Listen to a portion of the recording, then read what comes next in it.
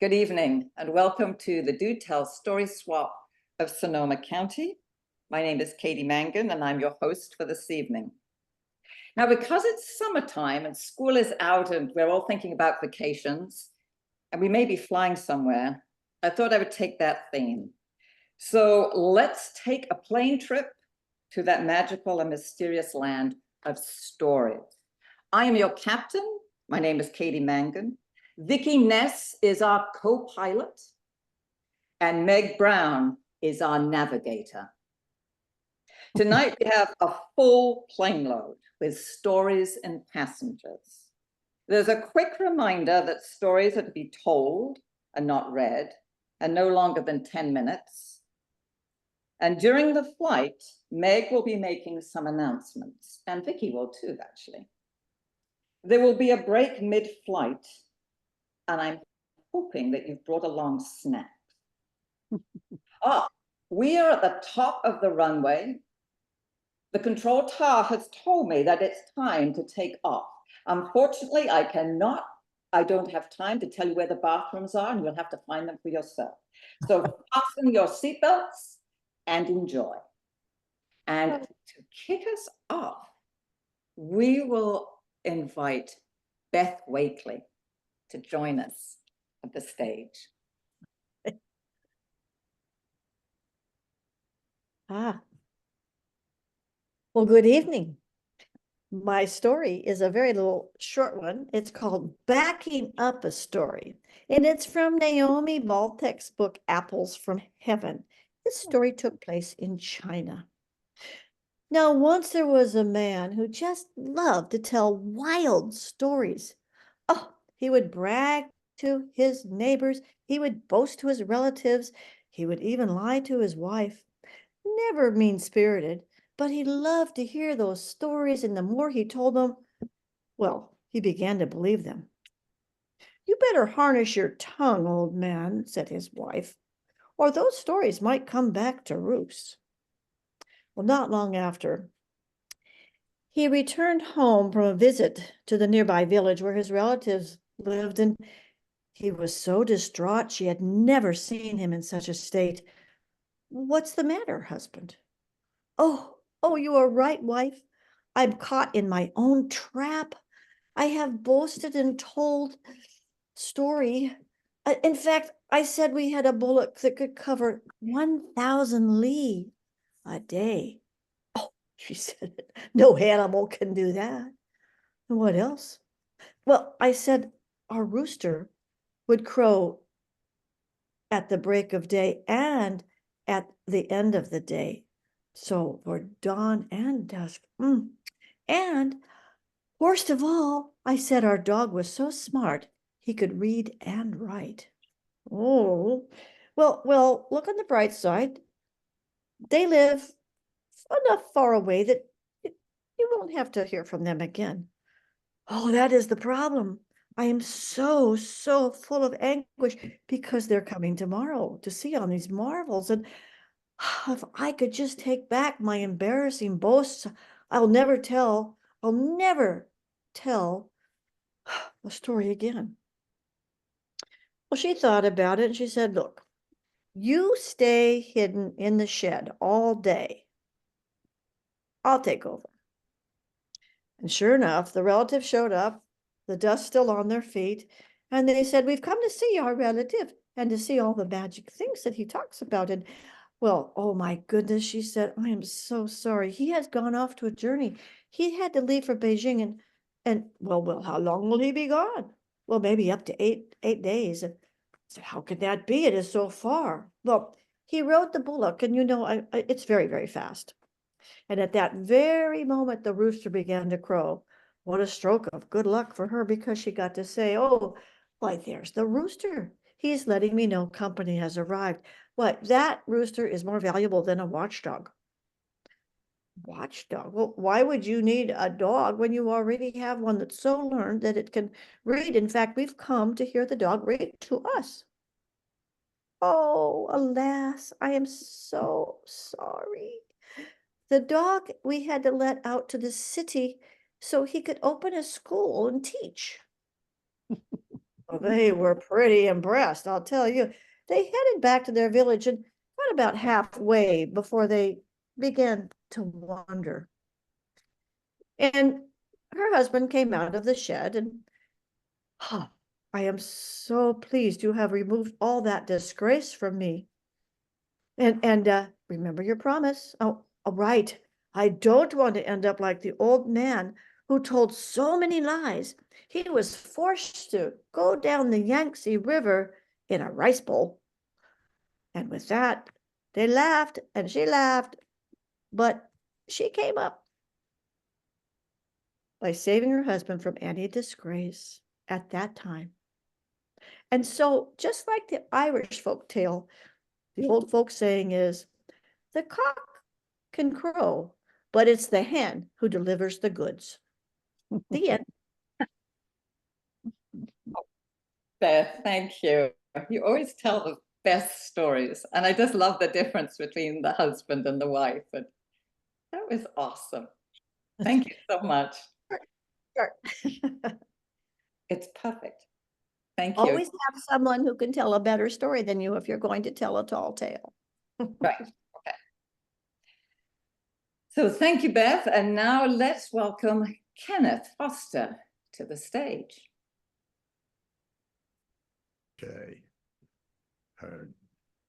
I unmuted. I guess you're going to pop me up or not. I don't know. Okay.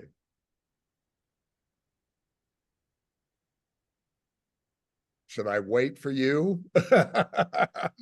There I go. Okay, great. Good evening. I haven't told this story in a long time, but this morning I was thinking about it and what story I'd tell tonight. But this story is about a very stingy baker. He lived in Lima, Peru. He was so stingy, he didn't know anything about baker's dozen. In fact, he was so stingy, he wouldn't even give stale crumbs to the birds out his window. But he was a hard worker. And being stingy, he made sure that every ingredient was there. It was laid out exactly, the flour, the sugar, the cinnamon, raisins if he used them.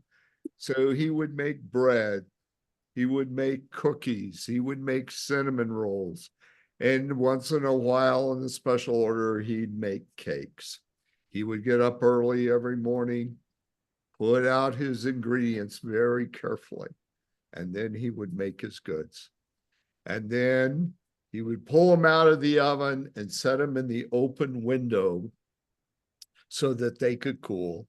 And also that same window became the selling point of his good. People would come and buy things from him. Now, his neighbor was a different kind of fellow. He was easygoing. He had a leisurely life. He didn't worry about money. He worked when he needed to, but he was very generous too. Those in need, he freely gave to them. And one of his greatest pleasures in life was every morning sitting on his front porch, watching the sun come up, and then waiting for that gentle breeze to come off the mountain and past the baker's shop and come down and surround him on his porch. He loved that smell of all those baked goods, the breads. Oh, he could smell the breads. He could imagine eating them. He could smell the cinnamon rolls. Oh, what a delight. And the cakes and the cookies. Now, the baker would see him sitting there, enjoying, and you could see his neighbor lifting his nose in the air and just inhaling, and the baker would get upset. And the more the baker thought about it, the angrier he got. And after a time, he thought, This is not right. I work hard for this. And he's sitting there taking in my aromas for nothing, for free. So one day he decided he was going to confront his neighbor. He said, look, you lazy guy, you're sitting here enjoying my aromas, the things that I work on, and you're not paying a cent for these. From now on, I want you to pay me 10 gold coins a month to enjoy the aromas that I produce. And if you don't pay, I'm going to take you to court. The neighbor just laughed. This is ridiculous. Why should I pay for aromas? They're free. Oh, that made the baker even more upset. And the baker just stomped off. Of course, the neighbor, he thought it was a big joke and started telling all of his friends. Pretty soon, the baker was the laughingstock of the whole town. And this made the baker even more upset. So finally, one day, he confronted the judge on the street and explained his situation. Now, at first, the judge thought this was a big joke, but then he could see how upset the baker was. And he says, you know what? Tomorrow, you will appear in court, and I'll contact your neighbor, and he will appear in court. So the judge did that. And he told the neighbor that he must bring 10 gold coins with him when he comes to court. Well, when the baker heard that through the grapevine, he was delighted. Finally, he's going to pay for my work. This is great. And besides, the baker thought this would reestablish his reputation. So the next day, they both appeared in court. The judge looked very serious. Of course, the courtroom was crowded with everybody in town waiting to see what was going to happen. The judge was serious. And he turned to the baker and he says, explain to me what's going on. And the baker in great detail told him how he made his breads and his cookies and his cinnamon rolls and cakes, and that he put them in the window and watched this lazy neighbor do nothing but take in the aromas and didn't pay a cent for them. The judge listened, very concerned. And then he turned to the neighbor and said, tell me your story. And the neighbor says, there is no story. I get up in the morning and I enjoy the aromas. So do you pay for them? The judge asked. No, of course not. They come on the breeze and I am enjoying them. The judge listened, very serious. Did you bring the 10 gold coins I asked you to bring? Yes, sir. Take them out of your pocket and hold them in your hand. And the neighbor pulled out the 10 gold coins and the baker was delighted. Okay, I'm going to get the coins. And then the judge told the neighbor, shake them until they all rattle in your hands. The neighbor thought this was sort of silly, but he did that. You could hear the coins clinking together. And the baker was so delighted. And the judge turns to the baker and says, do you enjoy hearing those coins clinking together as your neighbor shakes them? Oh, yes, sir. Oh, yes, sir. Well, here's my decision. Your neighbor enjoys the smells of your baked goods, and you enjoy the sound of the gold coins. Case dismissed.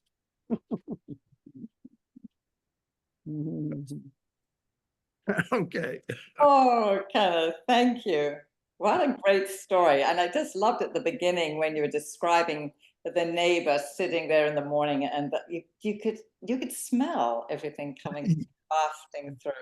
Yeah, Very nice. Thank you're you. okay. Good. Okay. So Meg, let's have Meg Brown take the stage. Thank you. Okay, hello everyone.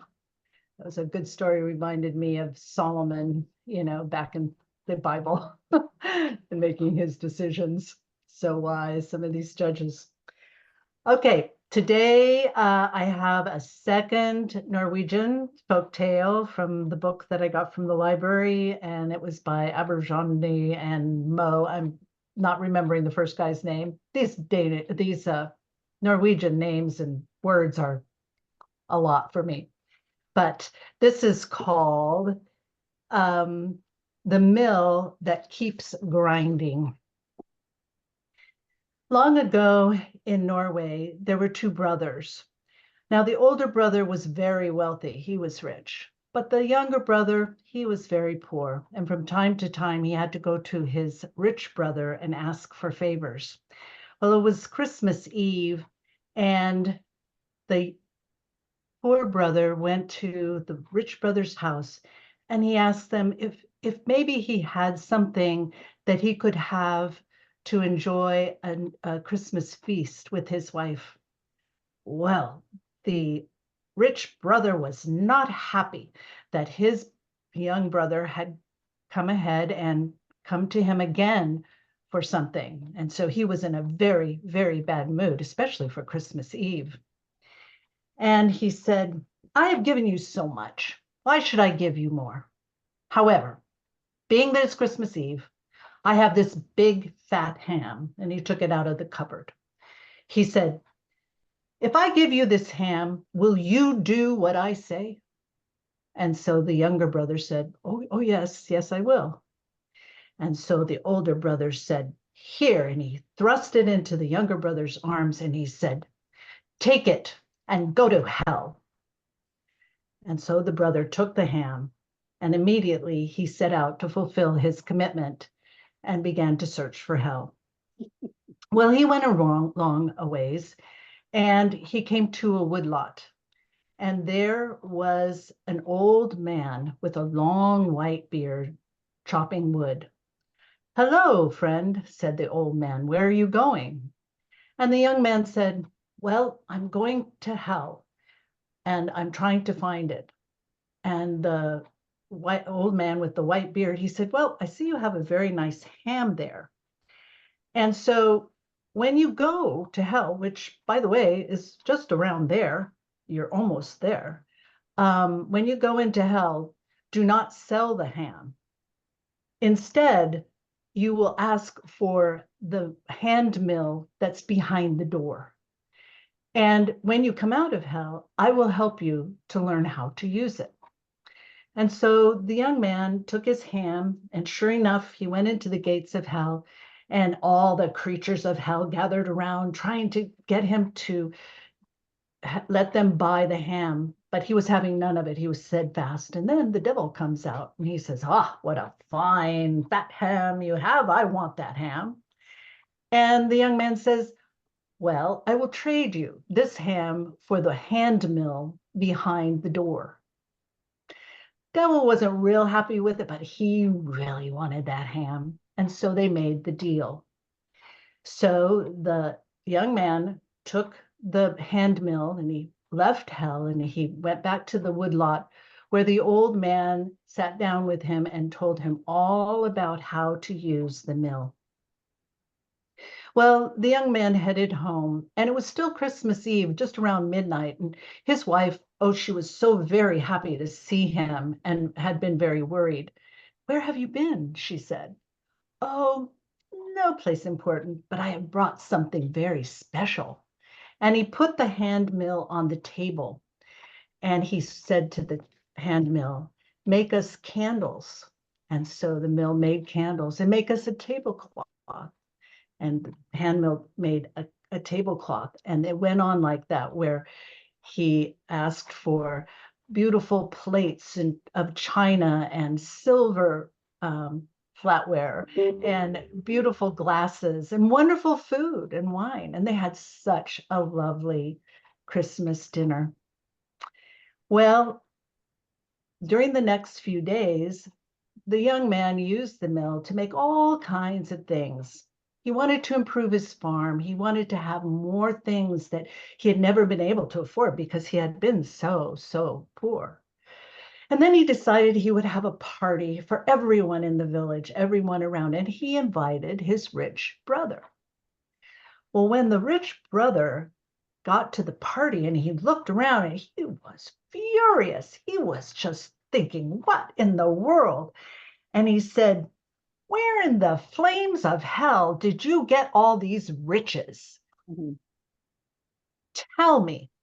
Well, the other brother said, I got them behind the door. Well, that wasn't a very satisfactory answer. And the older brother kept pestering him about this. And finally, after the younger brother had enjoyed the party and had some good food and some good drink, he brought the hand mill out and he put it on the table. And he began to show his brother how he could make this and that and this and that with the mill.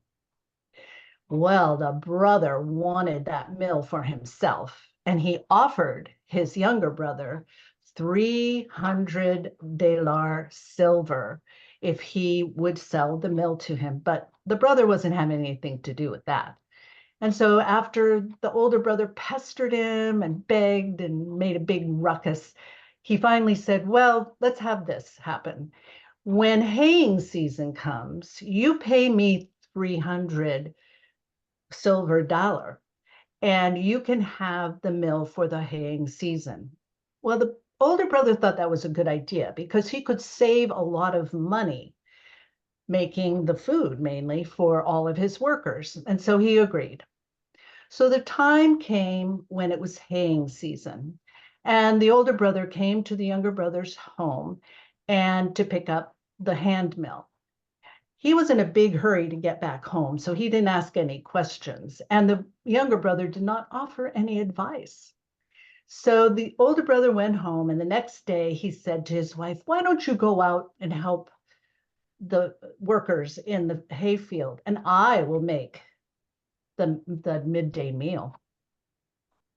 And so the wife agreed that she would do that. And when it came time, the older brother set the hand mill on the table and he said, mill, mill, make me herring and gruel, make it fast and make it good. And that hand mill began to spew out herring and gruel. And it kept making it, filled up all the bowls, it filled up all the trenchers, all the bins, and then it began to spill out onto the floor. Well, when that started to happen, the older brother started to fiddle around with it, try to make it stop. How does it stop? He couldn't figure it out. And so the mill just kept churning out this herring and gruel until it was coming up the walls of the house. And the older brother, he was terrified he was going to be drowned in this stuff.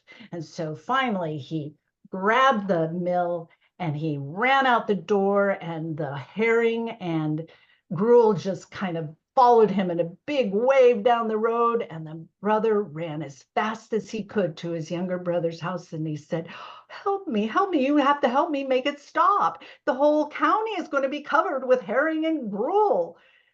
Well, the younger brother said, I can help you for another 300 silver dollar. And so the older brother was forced to pay up. And he said, here, you take it. I don't want to have anything more to do with this. Then that was fine. Well, word got out all over the county, and people came to see this wonderful farm and the mill. And the younger brother was very generous, and he made improvements to his farm. In fact, he made so many improvements that he was really running out of things. And so he actually made gold that he could clad his buildings with. And since the farm was right on the coast of the ocean, you could see his place from far out in the ocean, just glimmering and shining. and everybody was very impressed. Well, eventually along came a sea captain, and he had seen the glitter and the gleaming of the gold on the buildings.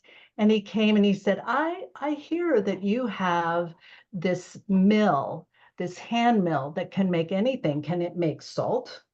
And the younger brother said, oh, of course it can, yes. And so the sea captain thought, if I had that mill, I wouldn't have to travel so far away over dangerous waters to fill my boat and make a profit. I want this hand mill. And so he begged and he pleaded and he convinced, because of course the younger brother did not want to sell it. But finally he made an offer of thousands and thousands of silver dollar. And so the young man decided to sell the hand mill to the captain. Well, the captain, he did not want that man to change his mind. And so he just grabbed it and he ran off to his ship. He sailed the ship out into the ocean. And when they were out in the ocean, he set the hand mill on the table and he said, mill, mill, grind me salt, grind it fast and good. And so the hand mill began to grind the salt. Oh my goodness, it was just spewing everywhere. And soon it was filling up the hold. It was full. The hold was full, and then began to pile up and pile up and pile up on the deck. And the ship became so heavy that it sunk deep down into the ocean. And there the hand mill continues to grind salt to this day. And that is why the ocean is so salty.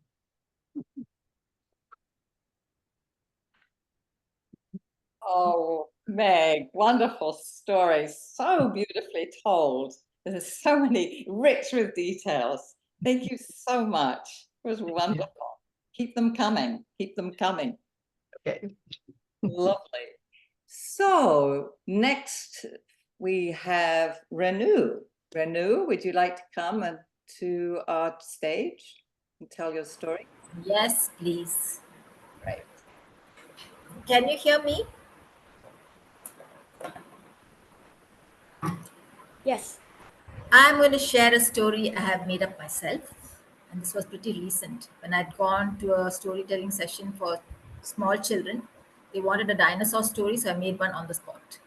I just wanted to know whether you guys liked it. In a far, far away land, there was a deep, dense forest. Inside that forest were lots and lots of tiny streams and a small lake. It was teeming with wildlife, all kinds of animals. There were elephants, there were rhinos, there were hippos, there were monkeys, there were birds of all hues and colors, lots and lots of animals. Now, somewhere deep in the forest, there were two huge eggs. One was purple and the other was blue. The animals didn't really bother much about the two eggs. They had no idea what they were. One night, there was a terrible, terrible storm. That lightning just zipped across the sky. Thunder, dum dum dum dum dum dum dum dum dum. And then came the rain just gushing down from the sky. All the animals went and hid themselves. Now, in all the sound and fury of the storm, the two eggs, they cracked open. Crack! And out popped a purple dinosaur from the purple egg and a blue dinosaur from the blue egg. And they looked at each other. And the purple one said, I am the king because I am purple. And the blue one immediately said, no, I am the king because I am blue. And they started to fight.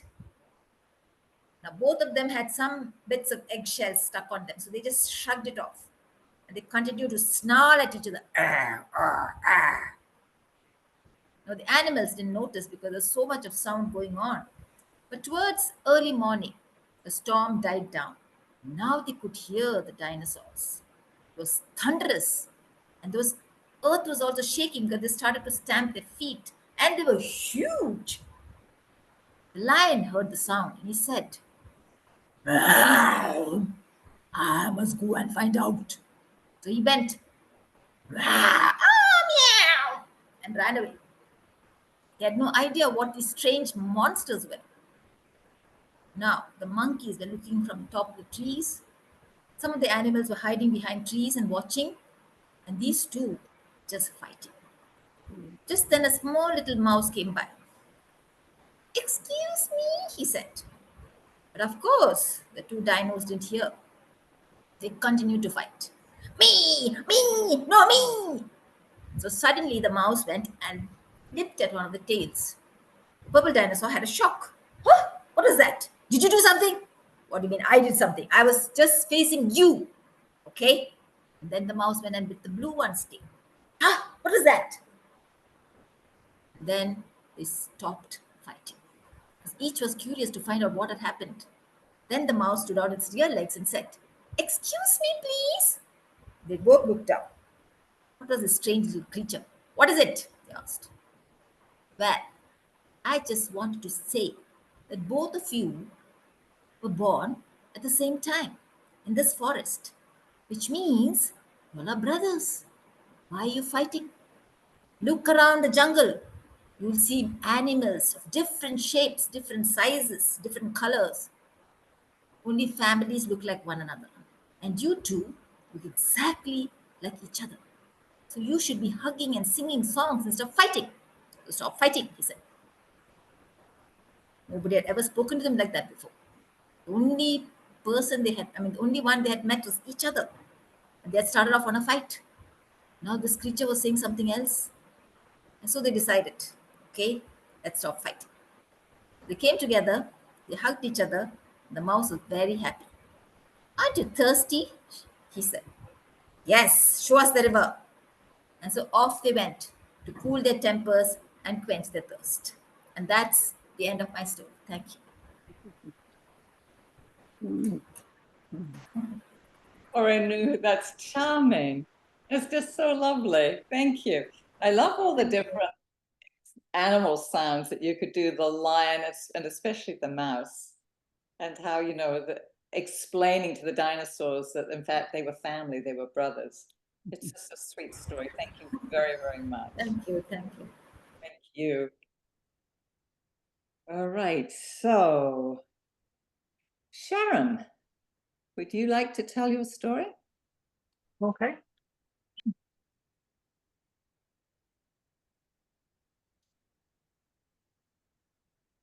A long time ago, in a kingdom far from here, there lived a wise old king whose son was coming of age to get married. And so the father called him to find out what his criteria were.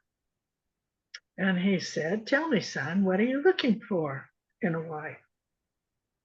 And the young man thought and said, "Well, she must be beautiful, of course, and an excellent dancer.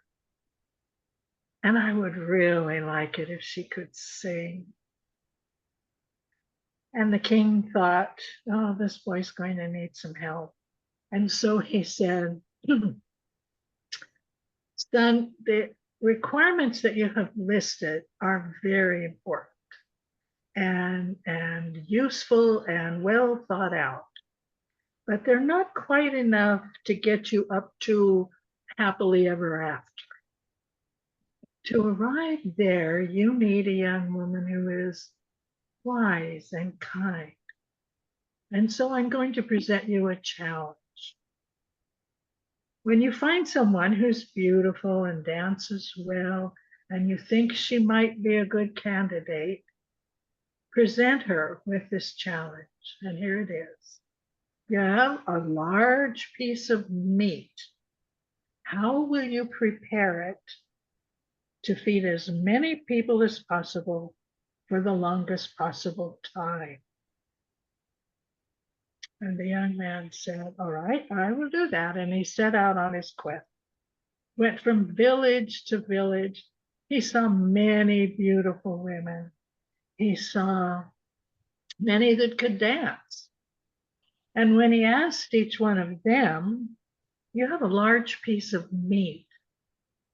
How could you prepare it to serve the most people for the longest time? And some said, well, I would make a soup. Another said, I would make a stew. One said, I would grind it into small sausages. And the prince thought, all of those are very good answers. But he continued his search. And one day he came to a village where a young girl was dancing in the square with a bunch of children. And she was a wonderful dancer. And so when she finished the dance, he went up to her and said, if you had a very large piece of meat, how would you prepare it so you could feed the most possible people for the longest time? And she said, oh, that's easy. I could prepare it so it could feed this whole village forever. And he said, how would you do that? She said, well, first I would cut the meat into small pieces and I would put it in an enormous cauldron, the biggest cauldron I could find. And to that cauldron, I would add every vegetable, potatoes and carrots and celery and onions and leeks and turnips and everything, until I had a huge cauldron. And I would cook it until it all turned into a delicious soup. And once my soup was delicious and full of all the wonderful spices I could find, I would take a pot of that soup and I would give it to each neighbor in my village. And each neighbor who received a pot of soup from me would feel a sense of obligation to prepare a dinner for me and pay me back. And if each neighbor prepared a dinner for me, I would feel a sense of obligation to prepare another dinner for them to repay their kindness. And so we could start a cycle that would go on for the rest of our lives. And the young prince said, wow, is there any chance that you know how to sing? And that's the end of that tale. Oh, Sharon. Lovely. Thank you so much. I love that story. I like the king saying that you need to reach the level of happily ever after. It's so beautiful. Thank you very much. All right, so Shri, would you like to tell a story? Yes, I will. Can you all hear me? Can hear you. We can't. Okay. Yeah. Ah, there you are. Hi there. Good morning, good evening, and whatever time of the world you're in. So today my story is about a cockroach. And she was a tiny little cockroach born in a big house and to a very loving mother and daughter. Her name was Olga. And she had frilly frilly outfits in Barbie colors, toys, dolls, everything that her mother and father could provide her. But in spite of these beautiful frilly dresses and these toys and all, Olga was never happy. She looked herself in the mirror and felt, oh my God, I look so ugly. My hair, this is so short. And my eyelashes, they're not there. My mouth, it's so teeny weeny. She always felt sad. But her mother said, Olga, you look so pretty. And the father said, you're so pretty, Olga, that you look like a queen. You're so beautiful. Though her mother and father said her, she's so beautiful, but she always believed her mirror alone. One day, as Olga grew up, she was walking in the town and she saw a beauty salon. And she thought, I might become beautiful if I go into this salon. She entered the salon and they were selling beautiful wigs there. And when she saw the beautiful wigs, she had some pocket money that her parents gave and she bought one wig. And as soon as the person put the wig on her head, she got beautiful, long, silky, lustrous hair. And she felt, oh, this is so nice. Now I look better. She came home, she curled her hair, twisted her hair. Ah, I look so nice. But that was very, very short-lived. And again, she saw at her eyes, oh my God, my eyelashes, they're still small. My eyes don't look good. And again, she thought, maybe this beauty salon has something for the eyelashes also. So next day, she went back to the beauty salon again. And she said, do you have something for these eyes? They said, yes, we have this fake lashes that we can attach to you. And then they put the eyelashes on her. And she allowed her eyes. She started fluttering her eyelashes into a mirror. Oh my God, my eyes look so beautiful, she thought. And again, her happiness was short-lived. She thought, my mouth is so teeny weeny. It is not like, those beautiful people who have the red lips, very luscious lips, and they pout in those advertisements. One day she was scrolling through the magazine at home. The only magazine she reads was a beauty magazine. And she thought, oh, if I get this, this kind of lipstick, maybe my lips will look good. She immediately took out her piggy bank, broke it open, took all the money, and went to the fancy store and brought the most red, bright lipstick. Unfortunately, I don't have that red lipstick. And when she wore that red lipstick and came back home, now she felt very beautiful. Long hair, nice eyelashes, and now she had the red lipstick. She pouted her lips in front of the mirror and she felt so beautiful. She finally felt like the queen, her father said. And one day she was invited to the party. As she felt she's very beautiful, so did everybody around her felt. And one Cheshire cat came up to her royally and majestically and said, oh, pretty Olga, will you marry me? And Olga felt so nice. Somebody is asking to marry her. She said, what song will you sing on our wedding day? And the Cheshire cat said, I will sing for you this. And he started howling and yawling and all that. And I said, stop, stop, stop. You sing so badly, I cannot marry you. And she walked away, like a queen. And she was feeling so good inside. Somebody has asked her to marry, and she felt so pretty and so nice. And then another day, she was invited to another party. And this time it was Mr. Wolf. And Mr. Wolf walked by to her and said, Olga, will you marry me? And she said, what song will you sing for me on our wedding night? And Mr. Wolf said, oh, I could sing on and on looking at your beautiful face. And Olga said, give me a sample, please. And the wolf started howling and she closed her ears. Oh my God, I can't bear it for a few seconds. Please stop it. I cannot marry you. And this time there was another part. This time it was the little rat which came to the Olga and said, Olga, marry me?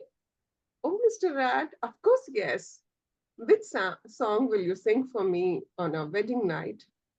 And the little rat took up a little guitar and started strumming it. And he sang. He sang about love, and he sang about the sea, and he sang about romance, and he went on and on. And Olga was so lost in the lyrics and that love, and she said, yes, I will marry you. And they both got married. And whatever Olga made, however she kept the house, everything was loved by Mr. Rat. And whatever Olga cooked was relished by Mr. Rat. And whatever song Mr. Rat sang every night was loved by Olga. She just loved to sit and listen and hear to him again and again and again. Days passed by. But one thing was bothering Olga inside such a lot. She thought, what if Mr. Rat will come to know that my hair is a wig? What if Mr. Rat will come to know that these are false eyelashes? And what one day if my lipstick is gone and he sees my tiny little mouth? And then one day she said, enough, enough is enough. She went to the bathroom and she stood in front of the mirror. She removed her wig and she removed her eyelashes. She wiped her lipstick away and she stepped out and came in front of Mr. Rat. He looked at her up. He looked at her down. And he said, you look so different, Olga. What did you do? She was about to tell something. He said, whatever you did, you're looking much more beautiful now. You did look beautiful earlier, but you're looking much more beautiful now. And Olga couldn't believe her ears. Finally, somebody saying, other than her mom and dad, especially the person that she loves, is seeing her beautiful as she is. And that was the happiest day of her life. And she felt the most beautiful girl or woman in the world. Thank you.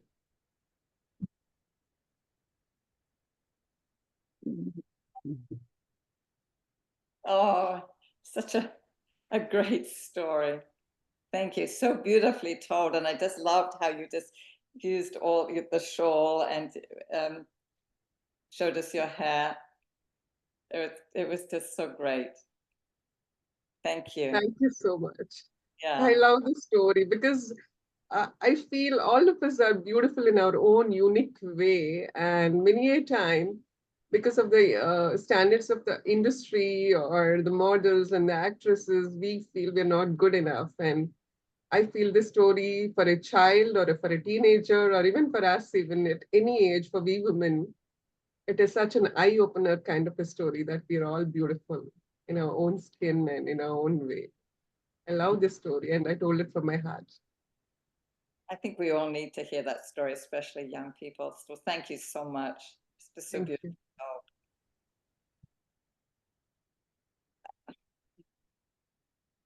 I'm wondering if we want to take a break soon. Meg and Vicky, do you want to make a announcements now or after the break? What do you think?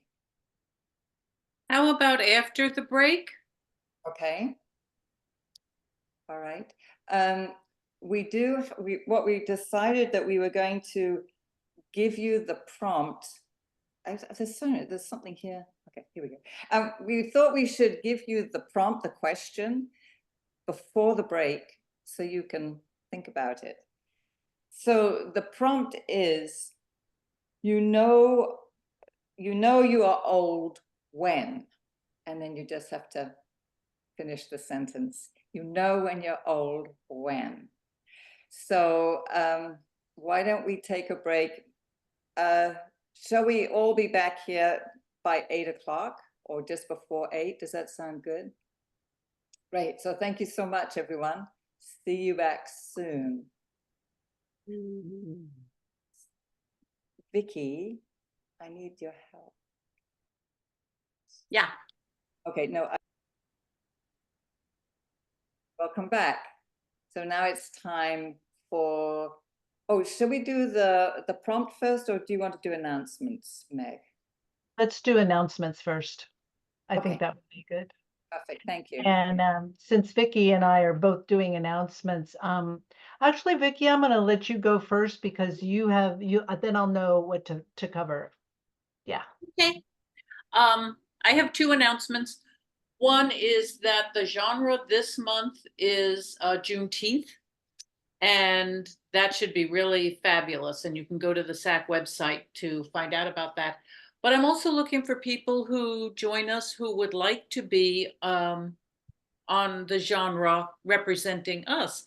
So next month, July, is humorous stories, and Brandon is going to do that. But the month after that, I believe, is personal stories. If I'm not mistaken, let me just make sure. Yes, personal stories, August 21st. If you would like to represent us, and you do get a small stipend of money for it, and you get lots of accolades and everybody loves you, let me know, because I will put your name forth. So June is already Juneteenth. July is going to be Brandon, but August 21st could be you. So drop me an email if you're interested. Secondly, we have been successfully doing our office hours for a couple of months now, like 4 months maybe. And it's just been wonderful. We just really feel like a lot of people have enjoyed it. And what you do is you get a half an hour of just doing your story, practicing it with Katie and I, and you can ask questions. You can ask whatever you need to know, whatever you need story wise. You want to make your story shorter. You want to know where you can tell your stories, all that kind of stuff, and just practice. So you have a whole half hour, and we do it the first Tuesday of the month, starting at 7 o'clock. And if you email either Katie or I, we will get you on the list. So we have a 7 o'clock slot, a 7:30 slot, and an 8 o'clock slot. And some of the people who are in our thing here our swap here have done it. So anyway, those are my two announcements. Good, good.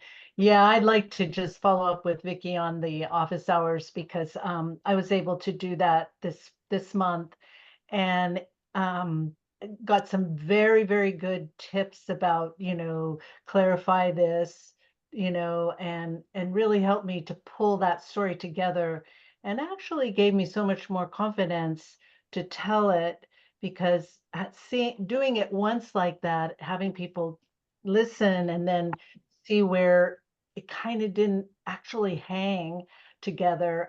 It helped me to revise it so that I hope that it was really clear this time around. And it's very, very good. I'd sign up, guys. You can sign up before we close out today if you wish.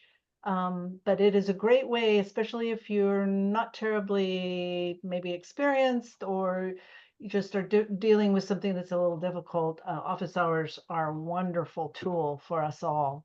And thank you, Katie and Vicky, for doing it, because I know it's really a valuable thing. Okay. The other thing I just wanted to mention again is that the Sierra Storytelling Festival is going to be at the end of this month, June 28th and 29th, up in Grass Valley, basically Grass Valley. And it is always just really kind of a magical experience. It's way out, kind of in the country, and you're outdoors and the sheep are going by, and it's very, very lovely. So if you have ever thought about going, I would encourage you to go, because it's a really wonderful festival, and we'd love to support it and keep these festivals going. And that's one way we can do it. So that's happening, and all the details are at the Sierra Storytelling Festival website. So the other thing that I just noticed when I went online and took a look at the things that are happening are the Sacramento Storytelling Guild does their swap on June 15th. That's a Saturday, from 2 to 2:30. I think it's a Saturday, I'm hoping. And so, and they do an interesting hybrid type of storytelling. So that might be really interesting to participate in, as well as I'm sure they will have lots of wonderful stories. Does anybody know what's going on with the folk festival in San Francisco? That's the one thing I didn't remember to look up. But Brandon is, I believe it's mid-July. oh, mid-July. Okay. And Brandon is going to be telling, and maybe, is he hosting, Vicky? I don't know. Okay, well, we'll follow up with that, come in on swap next month, or you can, again, you can Google that and find out all the information about that as well. So I think that's about all the announcements right now. And so why don't we open it up to our prompt? Katie, you want to lead the charge here? Okay, I shall lead the charge. Thank you, Meg, for those announcements. So I'm going to introduce myself. My name is Katie Mangan. I live in Santa Rosa. And I know when I'm old, because when I look at our local newspaper, the Press Democrat, the opposite the comics page, they have birthdays listed, and they list celebrities, you know, musicians, actors, whatever. And they also have some pictures. And I noticed that sometimes I don't recognize anybody. So that's why I know I'm old. So now I'm going to pass it over to Vicky. Okay. I can tell I'm getting old. When I was helping my brother go through my mom's stuff, and there were photos, and my baby picture was not only in black and white, it had deckled edges. Oh, yes.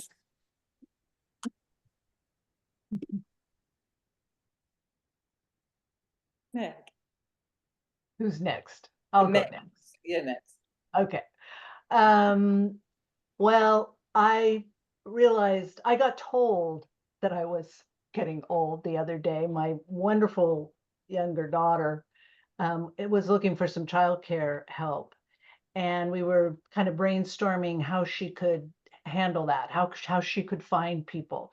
And I said, well, you know, honey, you could probably go up to the high school or even the college, and they'll have a bulletin board there for people who are looking for work. And a lot of times it's childcare. You could just go and look on the bulletin board. She said, Mom, you're so old school. We have a computer. We just get on the computer and find out all that stuff. And I was like, yeah, that's not the first time I have made that mistake of being old school and saying, oh, we did it that way. It worked really well. Not today, folks. So that's how I know I'm getting old, is I'm very old school on a lot of stuff, I tell you. Oh, thank you, Meg. Renew, how do you know that you're getting old? I don't think I'm growing old at all, Katie. I'm very young, perpetually young. So maybe I'll know when I take my last breath. Good answer. Sharon, do you know if you're getting old? Yes. Oh, okay. Yes, I know when I'm getting old. When I check the time as I walk by the microwave, and instead of the time, it says end on it. And I know that I forgot my dinner again. Oh, yes. How can you do that? Oh, Sharon, you must be very hungry. Oh dear. I once found this lasagna I put in the microwave 3 days earlier. Oh. Do you have another comment, Genevieve? Oh, and to answer the question, I was just tagging on to Sharon, but you want to answer the question? Okay. This is what came to my mind. It kind of surprised me. And I kind of don't like the term getting old, but we can discuss that at a different time. when you begin to understand your parents better than you ever did in your whole life. That's a very good answer. You Perfect. become your parents. Thank you. China, when do you know you're getting old or you're not old? I know, it's a tough question. You know, on some levels, I know I'm old because I'm infirm. There's a lot of things I can't do, but I don't feel like I'm old. So maybe I'll feel like I'm old when I am getting put into a facility of some sort. But I'm going to fight it, kicking and screaming. Good. Yeah, you do that. Vicky, do you want to highlight the next person or? No, I thought maybe we just keep it on gallery while we're Yeah, watching. no, that's fine. So Everybody? I don't know who's next. Is it Kenneth? Yeah, Kenneth, would you like to answer the question? I just noticed I'm the only guy here. I just like, and I agree with Renew and Vina. I don't think of myself as old. In my head, I still think I'm, you know, a teenager. But I was thinking about your question. I guess the other day I went to the post office to get some stamps, and this very attractive young lady held the door for me. And I thought, oh, that, I guess I'm old. So I just like, you know, I'm usually holding the door for the ladies, and there she stood, very attractive, and she was holding the door. So I guess I've reached that age. So yeah. Anyway. Thank you, Kenneth. Marion, when do you know you're getting old, or maybe you're not getting old? Yes, going to the grocery store and every single clerk there, when they go shopping, all the clerks that wait on you, they used to be younger, but there's nobody who looks young anymore. I know that I'm getting older because they look so young, and I can't find anybody who looks what anymore. It's just everybody looks young who looks young anymore.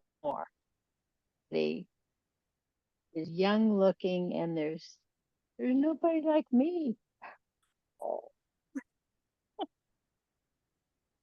Okay. Thank you. Joy, tell us how you know you're getting When I remember some big event that I think everybody should know about, and the person I'm talking to says, "When was that?" And you say the date, and they say, "Oh, I wasn't born yet." Yes, And you remember it very well. oh, thank you. Laura. Let's see. A few things occurred to me. The first one's really kind of sad. Like, I think the first time it really dawned on me was when the people in my extended family, the generation ahead of ours, and most of us baby boomers, were just like dying off. And, you know, till there was just one left. So that was like the first thing. And then I went to the optometrist at Kaiser. This was several years ago, and he was treating me like I was like some kind of dim-witted child. And I thought it was like the strangest thing. I couldn't figure out like what's going on. And it wasn't until I was like, you know, checking out, like getting like the things set up for the glasses prescription, all this, that I realized ageism. That was like the first time I noticed experiencing ageism. I think people are more aware than that guy. I don't experience it that much, but it was like, whoa. But like a kind of a fun thing though that happens is I've got two sisters and we're just 14 months apart. So we're kind of going through everything together. And especially with one of them, we just laugh and laugh and laugh about all the things we're forgetting and about all the things we're afraid we're going to forget tomorrow, 5 years from now, 10 years from now. And it's actually really good to have a couple of people that I'm going through it with, Thank you. Beth, can you tell us if you know that you're getting old? I have to say ditto for all, but I also, I've hit that age where there is no longer any more elasticity in the skin and gravity wins every time. And I'm also out in my yard a lot, and we've been here 48 years on this piece of property, and those damn trees are so big now. I just don't have a clue on how I'm going to, it just costs thousands of dollars to work on this yard. So I guess the fact that the wallet is pretty wide open in order to just maintain it, because I can't use a chainsaw. Anyway, it very, very good topic. But as my husband says, we are not getting old, we're just getting older. Good to know. Thank you. Gay. Well, I agree with a lot of the people that are saying that they don't feel old, even though you can be old. But the way that I'm aware of it is getting invited to memorials. My friends are not living as long, and it makes me very aware.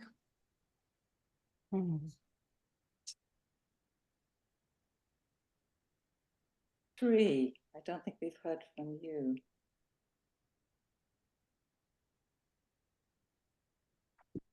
Did you take my name? Oh, there, Sri, yes. Yeah. Okay. I agree with Renu and I agree with Kenneth also. I always feel 16 at heart. I don't want to grow beyond that because 16 is a very romantic time. And yeah, a couple of things made me realize I'm old.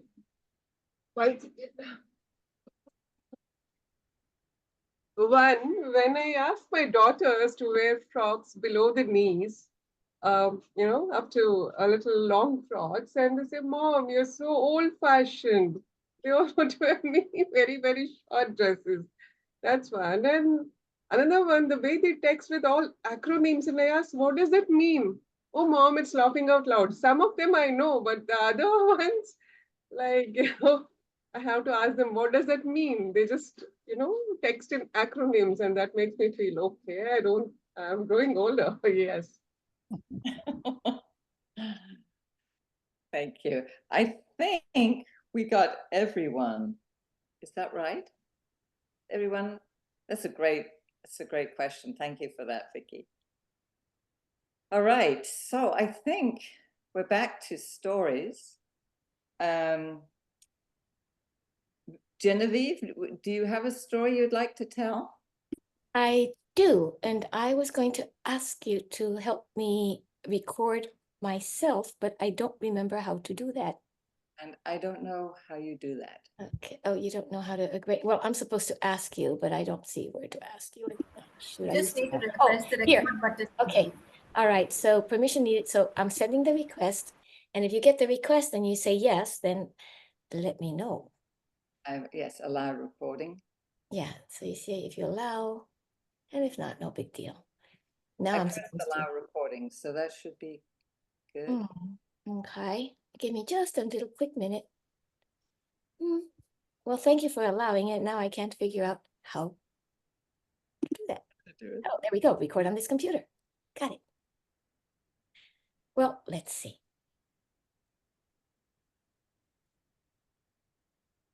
The Persian poet Sadi said, "Have patience. All things are more difficult before they get better." In October of 2022, when I turned 70, my oldest sister, the eldest born of my parents, sent me this message. "Welcome to the age of wisdom." I had wanted to celebrate this particular milestone in a special way, Some people celebrate it with a special trip that they've wanted to take all their lives. Other people have a sparkling party. Others stay up all night singing karaoke until the moon says, all right, already, go to sleep. And some people have a fantastic meal at an extraordinarily altogether too expensive restaurant, except for the fact that it is unforgettable. And so they have tiny bites and champagne to celebrate the event. Chin chin, salud, santé. I had wanted to do something very special. I wanted to fulfill a commitment that I had made long time ago when I first saw the cover of Time magazine in 1967, I think it was December, which had a picture of Dr. Christian Barnard on it. His image took up the bottom. On the top was a drawing of a heart with its purple and red or blue and red aortas and vessels. And then in a banner across the top, diagonally, like Time used to do, it said, "The transplanted heart." Thus began my fascination with transplantation, the science and actually the art of taking this association of cells that is still pulsing with life and putting it as if they were seeds into another vessel that is weakened but still receptive. It took me decades to fulfill what I had felt engendered in my heart back then. But on that 70th birthday, I determined to sign up to be a living kidney donor. And so I looked up and signed into the registry, and thus began my process of going through the various steps. A living kidney donor can be different kinds. You can donate to a family member, you can donate to someone you know. But I wanted to become what's called a Good Samaritan or altruistic or undesignated kidney donor. That is to say, whoever needs it, you're welcome to it. I learned that we all know that we have two kidneys, but it's like having two life preservers. And imagine if you saw someone in the great sea that was drowning, and you were able to take one of your two lifesavers and toss it to them. What an amazing opportunity I have felt. So I began the first step, to fill out a very long questionnaire, which I aced. The second step, to take some lab tests. I remember leaving the Sebastopol clinic practically dancing on sunshine from the experience of having donated my blood with the hope that I would pass those tests.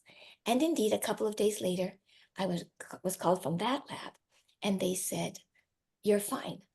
Time to get to the third step," which is contacting the University of California in San Francisco School of Medicine or hospital and signing up to get the medical and psychological and surgical tests that I needed to see if I continued to be a good candidate. Now, there's no need to be concerned about this at my age.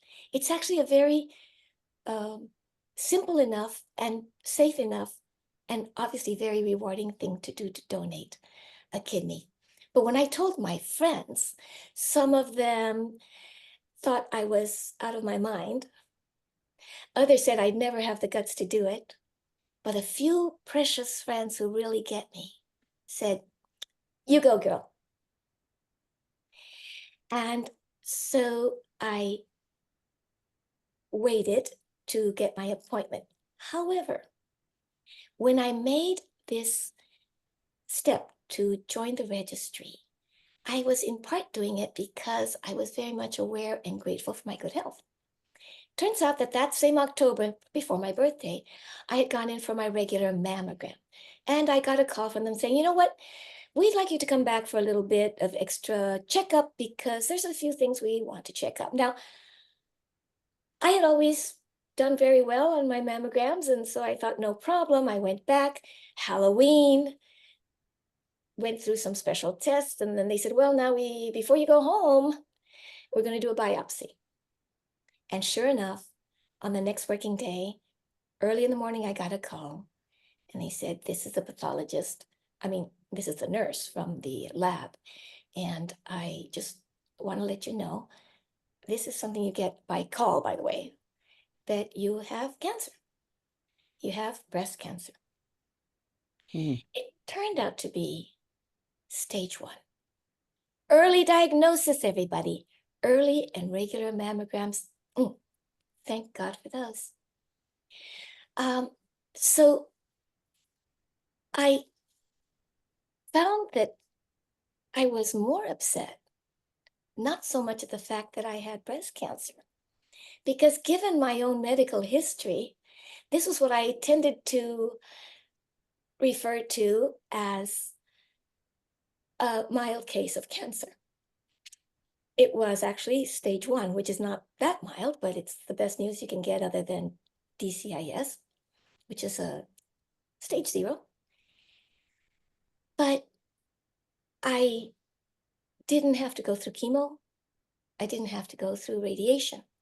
Of course, that's because I had my breast entirely removed. So there's nothing to radiate. However, I also had an implant put in, which was supposed to be petite because the other side is petite. And this side was supposed to be petite, but it turned out to be twice as big as it should have been. So then I had to have a third surgery to remove the humongous implant. And not wanting to take a chance anymore, I said, just don't put anything back. Let's leave things be. I have now pretty much healed. There's a few adjustments to be made, but I'm very, very grateful.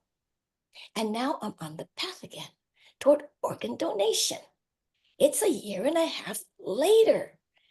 I'm almost there, because the bad news about getting cancer with regard to organ donation is that you have to wait 5 years before you can apply again. But I have my eyes on fall of 2027, which is going to be the semi-sesquicentennial silver anniversary of my birth. Why was I so upset at the time? Because every year in the United States alone, 5,000 people die waiting for a kidney. And that's just the people who are on the list. So in 5 years, 25,000 people will die waiting for someone to be a perfect match, a friend, a family member, or a good Samaritan, altruistic, non-designated organ donor. Neil deGrasse Tyson said, we are on this speck of earth. Think about what you might do today or tomorrow and make the most of it. I trust the great philosophers, and I also trust that life will unfold and let us know what our place is among the mysteries and magic of this existence. All I need to do is be ready.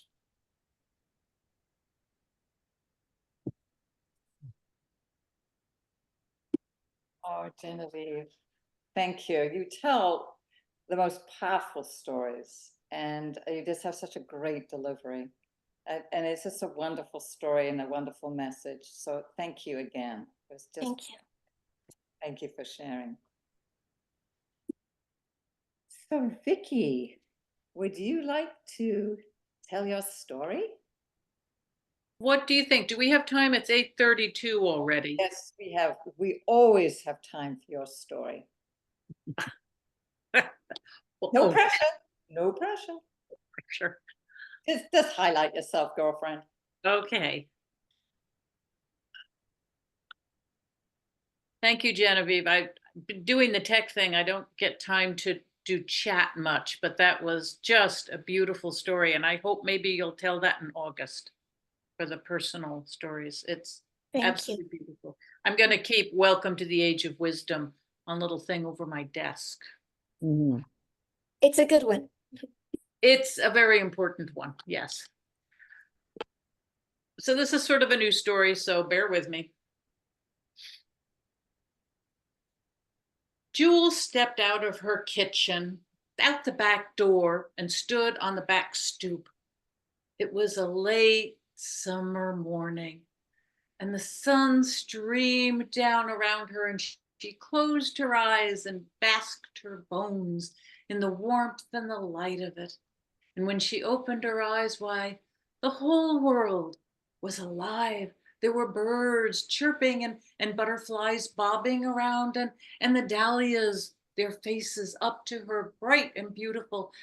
And everything was so alive and so vital that she couldn't help but sing a little to the birds, to the butterflies, to the clear blue sky. And off she went across the backyard to her little hen house. You see, she was going to get some eggs for her late summer morning breakfast and let her girls out, she called them, her 3 chickens, Arabella, Zena, and Butterball. She loved her chickens because she considered herself to be a tough old bird. You see, at 78, she had been through not 1, but 2 bouts of cancer and a terrible divorce. And yet she still stood strong. Oh, yes, tough old bird. Well, as she got closer to the hen house, she saw there was a cloud over the hen house. And the closer she got, she realized it was not a cloud. It was a swarming maelstrom of black flies, nonsensically bumping into each other, rising, falling, twirling. Oh, that is not a good sign. She raised the lid of the hen house, and the smell about knocked her over. A predator had gotten in the night, and her precious girls had been shredded, eviscerated, blood and feathers everywhere. Oh, it was horrific. And she could not breathe for the longest time, looking at their bodies glistening with flies and the smell. You see, when you see a cartoon about a fox running off with a hen, it all looks so cute. But in fact, if a predator gets into a hen house, it's their instinct to kill everything, everything, more than they can eat, more than they can carry off. It's just wanton excess, abundance of cruelty. Oh, she lowered the lid on the hen house and went back into her kitchen and sat down at the table. She had worked so hard to make it fail-safe so that nothing could get in and bother her birds, but she had failed at that. And she sat looking off into the distance of the room, staring at this and that before picking up her phone and calling her yard guy, who normally came twice a month to mow the lawn and to clip her hedges. And she asked him, could you just come today and get rid of the chicken house? All of it, just get rid of it. Well, he said he did. And by late afternoon, when she peered out the curtains of the kitchen window, the hen house was totally gone. And she went back and sat in the living room. Well, she had never opened the curtains in the morning, and so it was dark and stuffy and still and hot. And she just sat.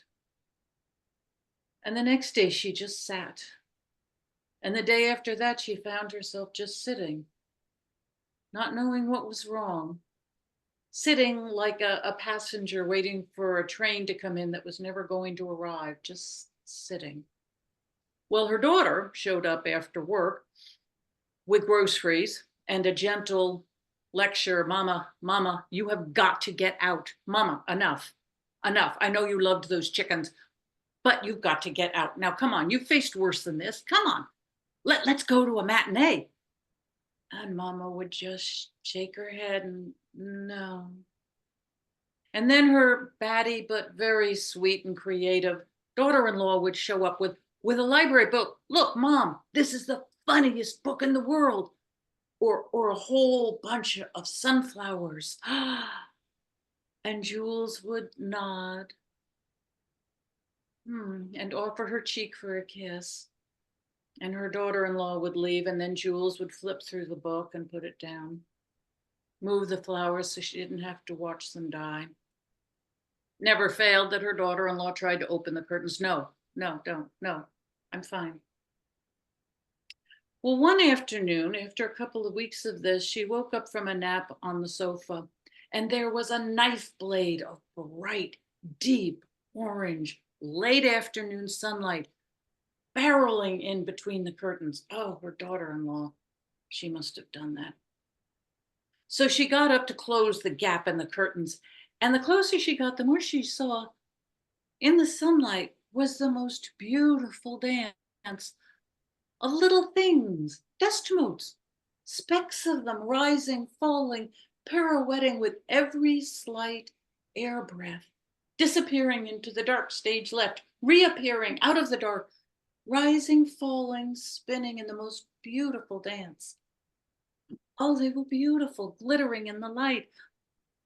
So she reached out a hand to touch them, knowing full well, of course, that she couldn't. And all she felt was the sunlight on her hands coming through that gap. And it was warm, and it felt like the hand of a good friend taking hers and saying, Jules, you need to come out now. You need to come out now. Come play, come outside. Don't stay here anymore, come out. And it about broke her heart because she missed that warmth and she missed her friend of the seasons. And so out the back door of the kitchen she went. And she stood on the cement stoop and looked around. Well, it was early fall, and the persimmon tree was in full scarlet, and her batty but adorable daughter-in-law had been watering the gardens. And so while the dahlias were dead, why, there were marigolds and zinnias, and there over where the roses were, where she had what she called the garden throne, right in the midst of the roses, why, there were still roses blooming. And so she went over and she sat down and looked uneasily about her domain as queen of the garden. And that's when she heard above her, cree, cree, cree, and she looked. They were the most beautiful hawks rising up on an uplift of air, circling, pirouetting, and sinking again. Oh, they were gorgeous. And then she heard kids laughing down the street, getting the very last of the afternoon sunlight to play kickball.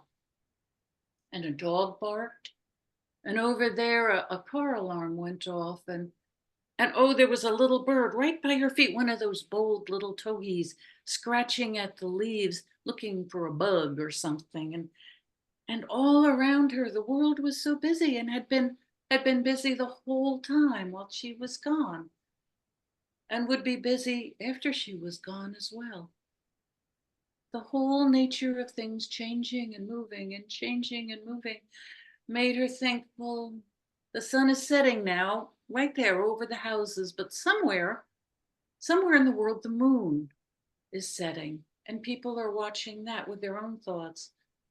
And somewhere in the world, the tide is coming in, and I guess somewhere then the tide is going out, and there's maybe a birthday celebrated over here, but over here there's a funeral mourned. And then she squinted into the light and thought about way out there beyond where she could see or even imagine the regal procession of all the planets marching around the sun in perfect time to some universal clock, and then the splash of a falling star disappearing, disintegrating into the darkness.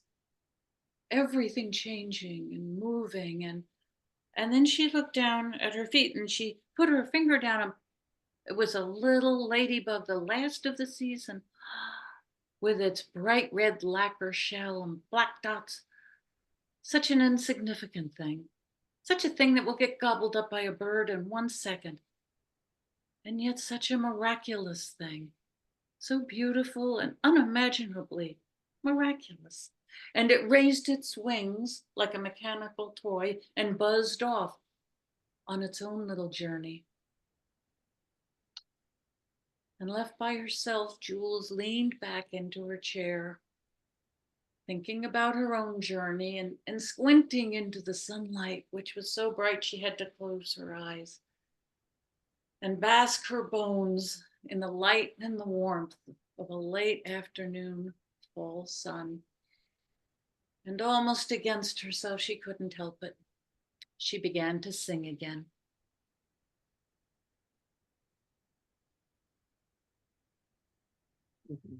Oh, Vicky, you just nail it every time. It's just such a beautiful story. It just gets better and better. Your attention to detail is amazing. From the horror of the chickens and then the beautiful description of the dust mites, and then the ladybird. I mean, I just love that. And I don't know how you remember it, how you take yourself all the way along. But you take us with you, and we love it. So thank you. Thank you. Very Let much. me do my thing here. Hold on. There's that. Okay, I'm just gonna slide I think we have one more story, which would be you, Katie. Okay, it's me. It's you. It's me. Okay. I shall hold on, take the stage. Okay. All right, here we go. It's 2 days before the summer solstice, and Eduardo is sitting in the garden with his good friend Alice. And Alice has just left the city, a successful career there, and come to live in the country and be his housekeeper. Now, Eduardo is explaining to Alice that at the summer solstice, things sometimes are not what they seem to be. And there are a lot of celebrations. And so he was explaining all the different festivities they could go to. And that's when they heard the garden gate open and click shut. And that was strange because that garden gate led out to the meadow, which ran down to the river. But it was a gate nobody used. And so they waited. And soon a short, stocky man appeared. He was wearing brown, baggy trousers, and he had a rather old, faded yellow shirt on. And he was looking intensely at the bees that were buzzing around this enormous rose bush. And they could see that he had big, round, slightly protruding eyes. Alice quietly said, "Oh, be careful of the bees." And startled, he turned. I'm frightfully sorry. Oh, I'm in your private garden, on your own land. Oh, dear. But Eduardo told him not to worry, to come and sit down with them. And so they introduced themselves. I'm Oliver Trout. He had a wonderful, charming smile. Oliver turned out to be a great conversationalist. But when it was time to go, Eduardo asked him if he would come back the next evening and have dinner with them. And he agreed. Alice asked him if he was allergic to any foods. It seemed that it was a question he did not understand, so Eduardo reworded it. Are there any foods you can't eat? Oh, I eat everything in small portions. And Alice looked at Eduardo and said, tapas, small plates. Shall I arrive when the white harebells are beginning to close their petals in the meadow? Eduardo said that would be perfect.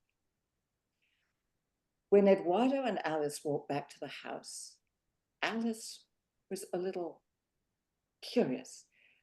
Eduardo, I know you said that at the solstice, things are not what they seem, but do you really tell the time by the opening and the closing of flowers? But it was a question he never answered because he was thinking about the menu for tomorrow night. Peach or cherry soup, chilled, of course. And that started another conversation. And they talked about all the dishes that they could prepare, realizing that they needed to get up very early the next morning to go and harvest and forage for all the ingredients. But by the end of the afternoon, everything was ready. They'd already taken out the table. They had placed it by the chairs, brought out cushions for the chairs. They had laid the table with a beautiful white linen tablecloth and the cutlery and the plates and the china and the glassware. There were even silver candlesticks with candles. And as Eduardo was lighting the first candle, that's when they heard the garden gate open and click shut. And Oliver appeared. Oh, he was resplendent. He was wearing a crisp white linen shirt, white trousers with a tunic made of silver and gold threads. And on his head, he had a straw hat. Well, they sat down for dinner and they all agreed that each course was delicious, but always the last one they ate was better than the one before. And so they worked their way through this amazing meal. But after a couple of hours, Eduardo noticed Oliver was beginning to tire. And at one point he was drinking a lot of water. And at one point he tried to get up out of his seat. Oh, friends, I think it's time for me to leave. But Alice jumped up and said, it's time for dessert. Now, dessert was Alice's forte, and she had spent a lot of time on this. She had even brought out a separate table for it, and she had covered the dessert in a cloth, so it would be a great surprise. Before she took the cloth off the dessert, a cool breeze began to blow. You know how it does at that time of evening. And it fluttered the candle flame, but they didn't blow out. And as Alice was taking off the cloth, there was this amazing 3-layered cake, beautifully decorated. And on the top of the cake were pink rose petals, from the very palest pink to the deepest pink. And with the breeze blowing, it looked as if it was a host of butterflies just about to take off. And then the strangest thing happened. Out of Oliver's mouth came this thin black whip-like tongue, and it lassoed those butterflies and went back into his mouth. What a shock he got. His mouth was full of rose petals and bits of icing. He reached for the water jug and drank the entire contents. But Eduardo had noticed something else. Oliver was beginning to shrink. He stepped forward and scooped Oliver up into his arms and held him tight. Alice, go and open the garden gate.